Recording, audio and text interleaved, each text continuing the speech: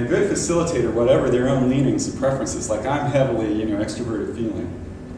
Extroverted thinking is my nemesis. That's the thing I have a hardest time in myself because it's the roughest part of me.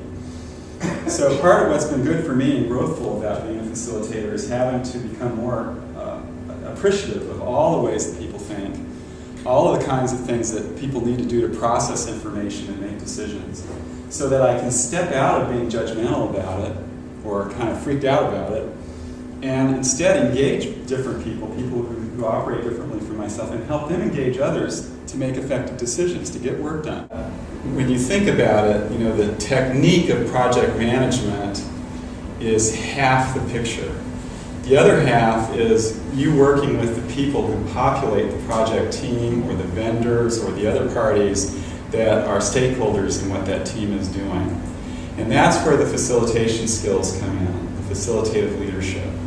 And so I want you to recognize that there's a handhold here between the technical part, project planning and management, understanding how to work in Microsoft Project, understanding how to construct the project flow, the work breakdown structure, all of the things that Ernie talked to you about.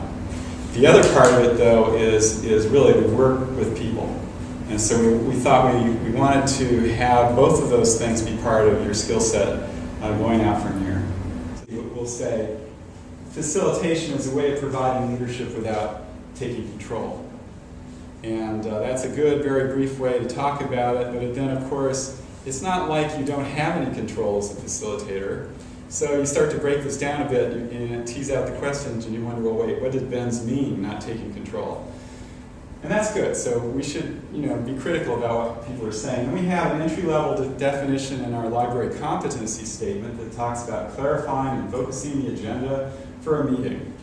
Okay, that's good. That's concrete stuff. That's describing behavior, and that's what we like to do in a competency description, is get it behavioral. The structuring of membership. Now, wait a minute. Wow, you went all abstract on me, Michael. What's that about? Who should attend regularly?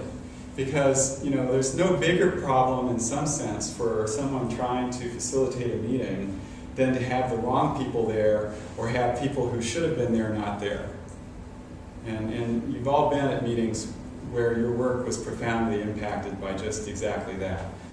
I want to position this idea of facilitation at the larger thing. We call this facilitative leadership. So let's talk from the leadership angle for a moment. And I think when we think about leadership, we've got to think about facilitation as being on one end of a continuum that Robert Greenleaf, who writes about servant leadership, talks about as kind of a continuum of leader first to servant first.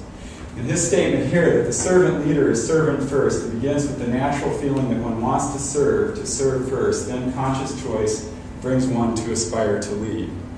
So you have people who are willing consistently in this organization to offer to facilitate for other groups. And when they do that, they don't have to do that. They do that because they embrace the skill set as part of their service to the organization, as a way to help people who need some help. It's not about, oh, wow, this is going to look good on my resume, okay?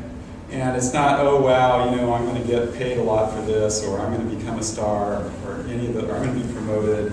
It's really about the service. And when you think about it, the role itself is about being of service to the group you're working with. You're not telling them where they should go, what they should do. You're working with them to find out how you can help them get where they need to go. But they're setting the agenda. Does that make sense? So when we talk about facilitative leadership, we're talking about the servant-first kind of approach. So you lead through listening, through empathy, healing actions, awareness, persuasion, conceptualization, foresight, stewardship, commitment to the growth of people, building community. These would be the values that would underlie. Many of the facilitators that I know in the field came to facilitation, practiced it, got good at it, because they essentially had this attitude. Awesome. And you've all seen this probably somewhere before. Not participative, highly participative. And the library years ago embarked on a values direction that said we're going to have to be high participation, because there's no way that a small group of leaders can have enough accountability and enough wisdom and vision to get through the many roadblocks that we face. We have to push leadership out. And so as is often the case with our strategic project teams, you may be on a project that has full delegation of decision making to the team. And particularly if you're project manager, that is a very responsible position. All right? So you don't have associate dean behind your title or even team leader behind your title, but you have power.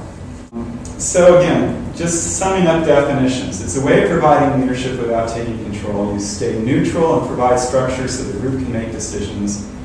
The facilitator gets others to assume responsibility and take the lead, acts as a referee, watches the action, controls which activities happen but not the decisions reached, and monitors the pulse of the group, when to move, when to wrap up.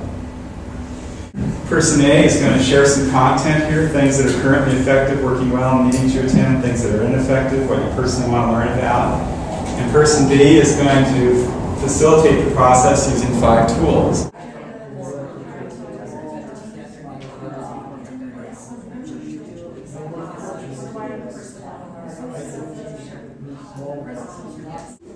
All right, so what I want to do briefly here is debrief the conversations. And as I'm doing that, I'm going to flip back and forth between the process I'm suggesting and you as learners to say that what I'm modeling here is a classic small group to large group conversation. And you can use this framework to good purpose in so many large group settings where people would otherwise have no chance to share. So just think about what you've just been through. You've gotten some good listening. You've been able to talk about what you've been noticing in your teams. And what we want to now do is debrief it, pull it together for us as a whole group by asking what was effective and working and what's not effective and not working. And I just like to do this briefly as kind of what we're going to call popcorn. As any of you feel moved to say something, put your hand up, I'll catch you, and we'll get your comment.